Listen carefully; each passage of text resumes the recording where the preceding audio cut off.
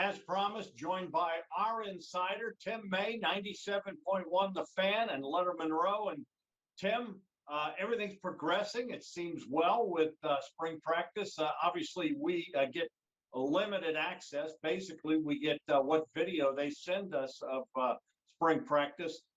Anything jumping out to you? Anything you're hearing right now? Well, we're going to get to watch a little bit of practice, the next week or so.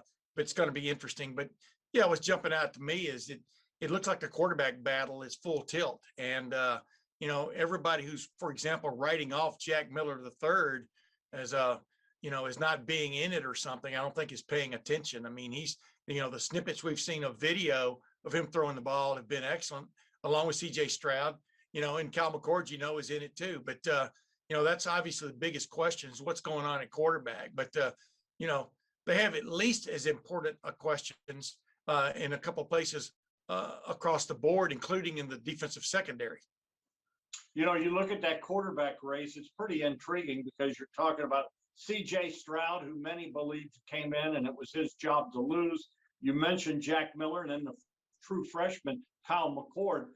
It does not seem like, though, Ryan Day is ready to tilt his hand anyway. It sounds like it's wide open and that these guys all seem to be battling pretty close, if you believe what he says. Dom, I don't think, I may be surprised by this and I may eat these words. I don't think we're going to know who the starting quarterback is until at least the week of the Minnesota game in August.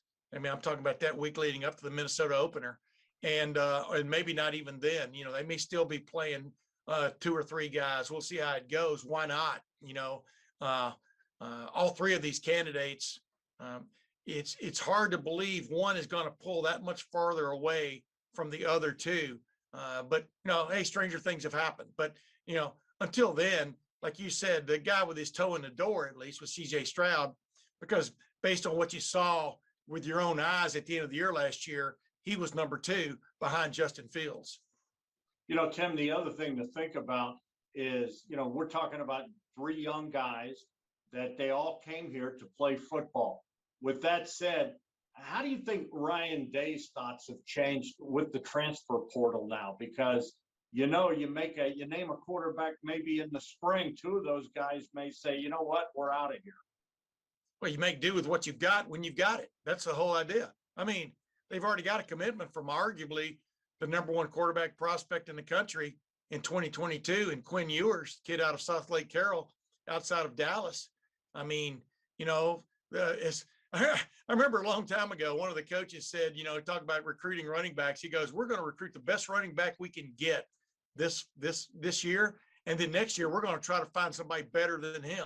And then right on after that, and Marcus Williamson, defensive back, was talking about this past week about how, they just keep bringing in talent, man. And it seems like the talent gets better every year. So that is the modern game right now but it is dealing with who you've got on hand right now, the current roster, and trying to win games and to move on. And, and in the transfer portal, for example, you're not always guaranteed. Matter of fact, you're pretty much guaranteed not to get a player the caliber of Justin Fields from one year to the next. So it is what it is. Tim, the other thing, and Ryan Day's made no secret about it, he's looking for improvement out of his defense. We have seen some things in the offseason. As far as that goes, especially the pass defense, what kind of things might we see? And of course, Matt Barnes now is coaching in the secondary, the safeties and those folks. Did we learn anything from him earlier this week? Well, it's interesting because Josh Proctor, the safety, I mean, he played all kinds of positions last year and stuff. And he's pretty much now, they're still moving guys around, as Matt Barnes said. He was, as he talked to us media this past week, there is no cemented necessarily positions right now. You're trying to move these guys around, see where they fit best and stuff. Although you figure Sevyn Banks has got to be one of the starters at cornerback, just by the way he played last year for the most part and was a starter. But Josh Proctor, they'd like to see him cement himself at safety. But Josh Proctor was saying, if anything, there's a little bit better maybe communication between the defensive backs and Matt Barnes, and maybe there was with Kerry Combs last year. But you got to remember the handicap they were dealing with, which started this time a year ago, of not having spring ball, of meeting on Zoom meetings, of having guys in and out of practice all the time, of sometimes not even getting to practice more than one day a week, what you'd call a real practice, maybe sometimes not even that. It was made to affect a situation like they had last year of filling in all those blanks in the secondary. This year, they feel like they've got a better handle on it, better handle of who can play, and we'll see where it goes. Tim, earlier this week, Ohio State held pro day over at Woody Hayes. Justin Fields, from everything I've seen and I watched, he was impressive. Yeah, well, we all watched it on television. Us local media, we weren't invited, but at least there were some network television cameras there. And on my podcast this past week, I added a bonus podcast talking with CJ Saunders, the young man from Dublin who didn't get to play last year, but he ran down that last 65-yard heave from from Justin Fields, which pretty much put an exclamation point on the end of Justin Fields' workout. Boy, I watched the Mac Jones workout earlier in the day, via television, and the kid at Alabama, and you put those two next to each other from just a video standpoint, there's no doubt who wins the Academy Award. And I'm talking about Justin Fields did. So we'll see where it goes. A lot of misinformation, disinformation floating around out there. I don't think there's any doubt in anyone's mind at this moment that the top two quarterback prospects for the 2021 draft, which is going to be in Cleveland, by the way, are Trevor Lawrence and Justin Fields, and maybe not even in that order. We imagine Jacksonville's going to take Trevor Lawrence with that first pick in Urban Meyer, but he was at pro day. He knows all those players because he brought them there. Yeah. Do you think he's going to draft a couple of those guys? And is there any intrigue, or did he see anything that may have changed his opinion from Lawrence to Justin Fields with that first pick? Well, that's funny because there was a shot of Urban sitting there talking with Ryan Day while Justin Fields was going through his workout, his throwing workout.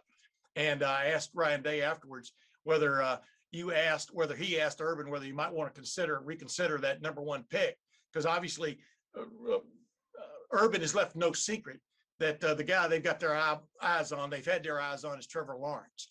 But like Urban said later, that he helped recruit everybody that you saw working out, and that day, and it wouldn't hurt any team to maybe grab 3 or 4 or 5 of those Ohio State Buckeyes. I mean, look at that linebacker group. Baron Brown is just now coming into his own as a big-time playmaker. Pete Werner, I thought, had a tremendous last 2 seasons, but especially this last year, playing that will linebacker spot, showing he can tackle in space, et cetera.